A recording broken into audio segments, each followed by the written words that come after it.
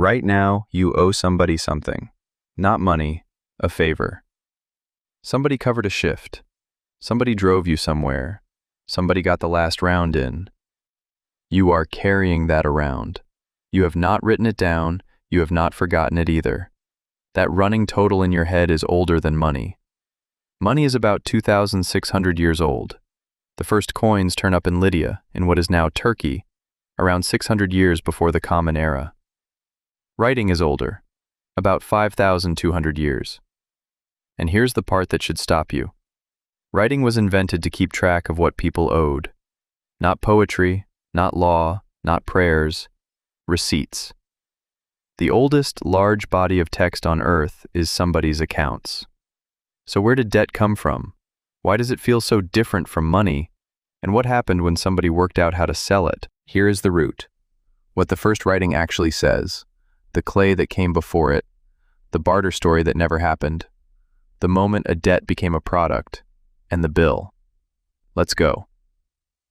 Start with the tablets, because what is on them is not what people expect.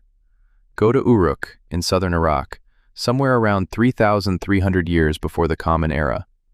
It is one of the first cities, tens of thousands of people, which at that date is an unheard of number. Put a number on that. At its height, Uruk covers something like 2.5 square kilometers inside a wall. Population estimates run from 25,000 upward, and some go past 50. Nothing that size had existed before. The largest settlements before it hold a few thousand people, and they leave behind clay tablets. The script is called proto-cuneiform, marks pressed into wet clay with a cut reed. They come in volume, around 5,000 tablets from Uruk alone, with thousands more from related sites. The sign list runs to roughly 700 distinct signs. Now sort them by subject. About 9 in 10 are administrative. Now here's what the tablets say. Barley, beer, sheep, grain in, grain out. Overwhelmingly, the earliest writing anywhere is administration, ledgers, receipts, and rations. One type turns up over and over, the ration list, a worker, a quantity, a period. Barley measured in a unit called the sila, roughly a liter. Typical allotments run to a couple of liters of barley a day for a working man, and less for others. Multiply that across a workforce and you have a state feeding people on a schedule, in writing, 5,000 years ago. The paperwork is not describing the economy. The paperwork is the economy. For roughly the first several centuries of writing, that is nearly all of it. Somebody invented the most powerful information technology in history and used it to file paperwork. And the tablets that are not receipts are worse. They are word lists. Lists of professions, lists of vessels, lists of animals. Practice material for trainees. So the second use of writing, after accounting, was training more accountants. And there is one tablet that makes this personal. On several of those receipts there is a name, Kushim. It appears beside quantities of barley, over and over, on tablets logging a malting operation. Beer, essentially. Kushim may be a title rather than a person. Specialists argue about it. But on the best reading, the oldest name we can read in the whole human record is not a king. It is not a prophet or a hero. It is an accountant, signing off on a barley delivery. Sit with that.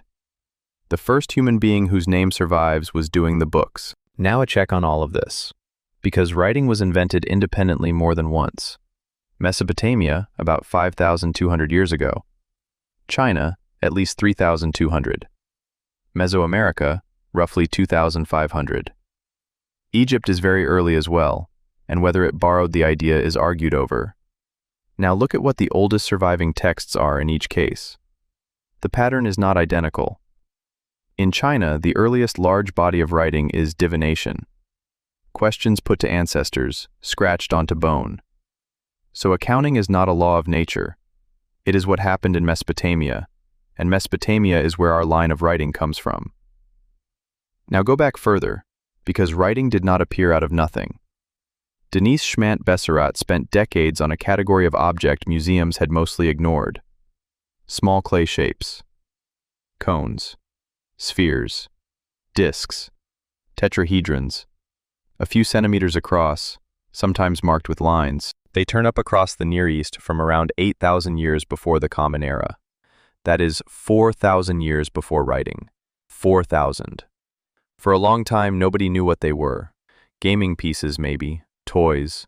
The scale is what carries the argument. She cataloged something like 8,000 of these objects from over 100 sites. They come in about 16 basic shapes and hundreds of variants once you count the markings. And the same shapes turn up from Turkey to Iran across thousands of years. A cone means the same thing in two places 1,000 kilometers apart. That is a standard, and standards are not accidents. Her argument is that they are counters. One shape for a measure of grain, another for an animal, another for a jar of oil, and then the crucial step. People started sealing the counters inside hollow clay balls. Seal the ball and you have a sealed record. Nobody can add a counter or take one out. The problem is obvious. Now you cannot read it either, unless you break it. Around 130 of those sealed envelopes have been found.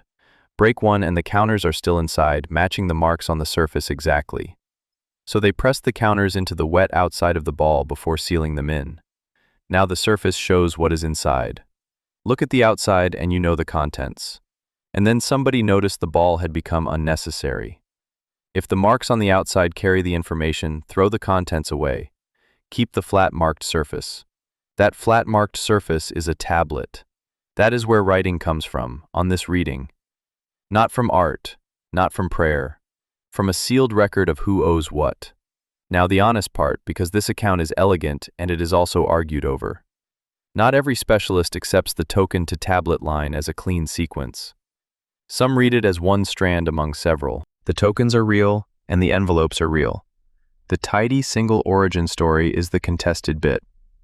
Keep that in mind whenever a story about the deep past is this satisfying. Now the story you were taught in school, which is where this gets strange. In 1776, Adam Smith described a world before money. People had goods and wanted other goods, so they swapped directly. You have shoes and want bread. The baker wants shoes. Good. But if the baker does not want shoes, you are stuck. Economists call it the double coincidence of wants. Work it the way the textbook does. You have shoes. You want bread. The baker wants a hat. The hatter wants shoes, but he already owns 3 pairs. Now you are solving a matching problem across a whole village, in your head, before dinner. It is a genuinely awkward puzzle, and money genuinely solves it. That is why the story survives. The trouble is that the puzzle is imaginary. So the story goes, money was invented to fix the awkwardness. Barter, then coins, then banks, then credit. It is a beautiful explanation. Clean, logical, and easy to teach. Anthropologists went looking for that stage. They have been looking for over 150 years. They went to societies with no coinage at all, on every inhabited continent, and asked how exchange worked. This is not a thin literature. It runs from the 1800s through the whole of the 20th century, across hundreds of documented societies. Caroline Humphrey summarized the result about as bluntly as an academic can. No example of a barter economy has ever been described. Not a rare one, not a poorly documented one. None. What they found instead was people keeping track. Take a hunter who brings in a large animal. In most documented foraging societies, he does not own it. It gets distributed, the shares follow rules, and everybody remembers who handed over what. Nobody pays anybody. Nobody is finished with anybody. You take what you need from a neighbor. Everyone remembers. Nothing is written and nothing is settled. The imbalance is not a problem to solve. The imbalance is the relationship. There is a living version of this, documented in detail. Among the Jew/Hawansi of southern Africa, there is a system called Hxaro. You give somebody an object, a string of beads, an arrow, a knife. The objects are close to worthless. That is deliberate. What matters is that a return is now owed, and it must not come quickly. Returning it fast is an insult. Months pass, sometimes years. Then something comes back, and the clock starts again. One adult may hold 10 or more of these partnerships at once. Some run to people hundreds of kilometers away. Now see what that network actually is. When your water hole fails, you do not starve. You walk. You walk to a partner, and you are owed, and you are taken in. An insurance policy with no premiums, no paperwork, and no company, held together entirely by debts nobody has settled. You were not designed to settle up. Read that again because it is the center of this whole video. In a group small enough to matter, being square with somebody is not the goal. Watch what actually happens when you try it. A friend buys you lunch. You immediately hand them the exact amount in cash. Something in the room changes, and everybody feels it. You have not been polite. You have said something. You have said, "We are done here." Paying up in full and on the spot is how you end a relationship, not how you maintain one. So the running total in your head is not an accounting failure. It is the mechanism. An unsettled debt is a reason to see somebody again. Now the third mode, because there are three and everybody muddles them. With people close to you, nobody counts. Pass the salt. Nobody logs the salt. With people you will never see again, you count exactly and finish immediately. And between people of different rank, it is not exchange at all. It is tribute going one way and protection going the other. Every society runs all three at once. So does your week. You are on baseline sharing with your household, exact settlement with a shop, and rank with your employer all before lunch. The mistake in the textbook is not that exchange exists. It is putting the stranger mode first. Now the second confirmation. Because so far this is anthropologists reading other people's societies. The test has to be an experiment. Take an obligation, convert it into a price, and measure what happens. That has been done, and the result is one of the most quoted findings in behavioral economics. In 2000, Yuri Gnizzi and Aldo Rusticini ran a study across 10 daycare centers in Israel. The problem was ordinary.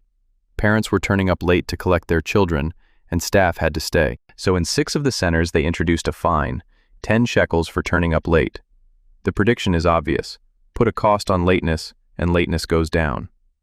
Lateness went up. It roughly doubled, and it stayed up. Here is why.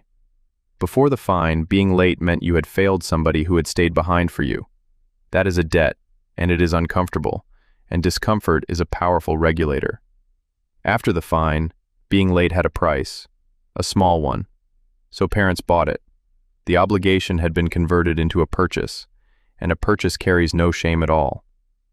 Now the part that makes this a real finding rather than a cute one. The centers then removed the fine. Lateness did not go back down. The moral debt did not return. Once you put a price on it, it does not switch back on. You can turn an obligation into a transaction.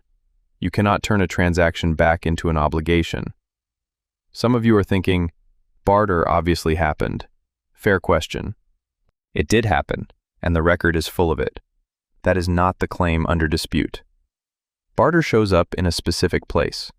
Between strangers, at borders, with people you do not trust and will not meet again. It also shows up when a currency collapses. People swap cigarettes and tinned food, and they do it well. But look at what that second case actually is. It is people who already know what money is, improvising a replacement. That is not a stage before money. That is money being rebuilt from memory. What nobody has ever found is a whole society, with no coinage, running its ordinary internal life on swaps. So barter is real.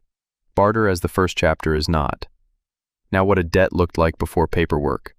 Because the technology is beautifully simple. Take a stick of wood, cut notches across it for the amount. Then split the stick lengthways, straight through the notches. Each party keeps half. The grain of the wood and the notch pattern are unique. Nobody can forge it because the only thing that matches your half is the other half. That is a tally, and it is one of the longest-lived pieces of financial technology ever built. England ran its treasury on notched sticks for well over 600 years. The exchequer tallies run from about the 1200s all the way down, and they were still using them into the 1800s. The system was abolished in 1826, which left the government with rooms full of obsolete sticks, and here the story turns absurd. In 1834, the old tallies were fed into the furnaces under the House of Lords to get rid of them, The furnaces overheated, the flames took the chimneys, then the paneling, then the building. Both houses of Parliament went up. It is the fire in every painting of the event. The British Parliament was destroyed by its own filing system. Now the invention that changed everything, and it is not money. It is the moment a debt becomes transferable. Think about what a normal obligation is. Somebody owes you a favor. It is personal. You cannot sell it. Nobody else can collect it. It only works between the two of you. Now suppose you can hand that claim to a third person and they can collect instead. The debt has stopped being a relationship. It has become an object. Mesopotamia gets there very early. There are tablets recording obligations payable to the bearer, thousands of years before the first banknote. Whoever holds the tablet can collect. The person who made the promise may never meet them. The real invention, not coins. Coins are a convenience. Once a debt can change hands, it can be counted, stacked, lent against, and sold, and it can be enforced by a stranger. And once it can be enforced by a stranger, the pressure to forgive it disappears.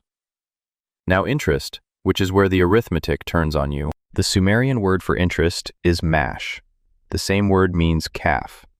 The logic is agricultural. Lend somebody a herd and it grows on its own. So a loan should grow too. Except barley in a jar does not breed. Silver in a box does not breed. Rates were written into law.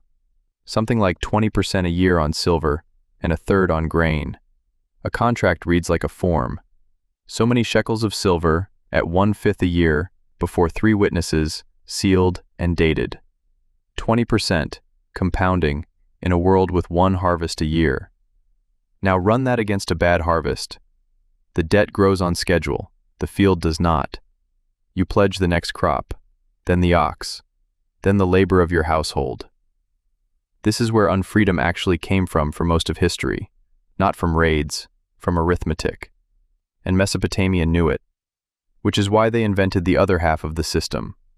Periodically, a new ruler would wipe the slate. Consumer debts canceled, pledged people sent home, land returned. The Sumerian word for it is Amargi. Translate it literally, and it does not say liberty or rights. It says return to mother, meaning go home, go back to your household and your own field. That word is the oldest written word we have for freedom in any language. The first time a human being wrote down the concept of being free, the thing they meant was debt cancellation. Not free speech, not free movement, a clean ledger. So what ended it? The clean slate ended, and you can follow it going, step by step. Go in order. First, silver by weight. A shekel starts as a unit of weight, not a coin, tied to a quantity of barley. Then the debt in writing, which makes it exact and outlives everyone's memory. Then the transferable claim, which lets a stranger hold your promise. Then coinage, around 2,600 years ago, which makes payment anonymous. The first coins are lumps of electrum, roughly a third gold and the rest silver, stamped so nobody has to weigh them. Then the professional lender, and lending as a business rather than a favor. Then the corporation, which can hold a debt for longer than a human lifetime. And then the last step, which is very recent. The debt gets sold to somebody who never met you. Your loan is bundled with thousands of others and traded as a product. The buyer knows your risk band and nothing else. At every stage, the debt gets further from the two people who made it, and forgiveness gets harder at every stage. You cannot ask a bundle for mercy. There is nobody in it. Now the bill, in numbers you can check. Total debt in the world runs past $300 trillion. Governments, companies, and households together. Divide that by everyone alive, and it comes to something over $35,000 a head. Newborns included.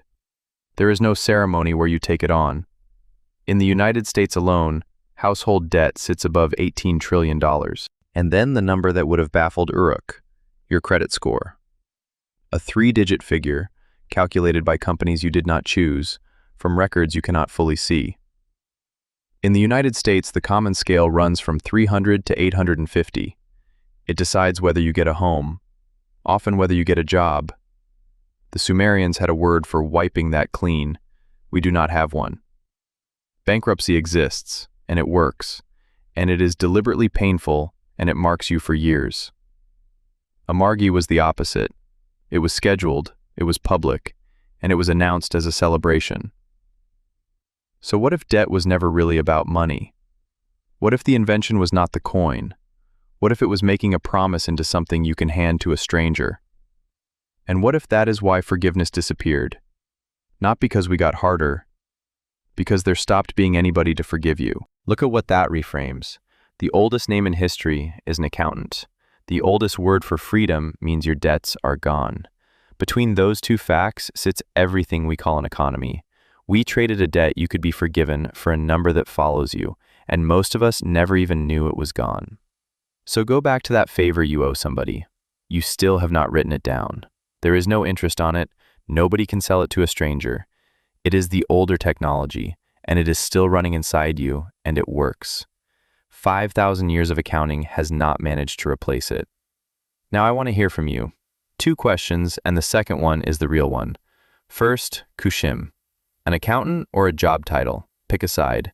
And second, when did you last let a debt sit on purpose because settling it would have ended something? I suspect almost everyone has done it, and I suspect almost nobody calls it that.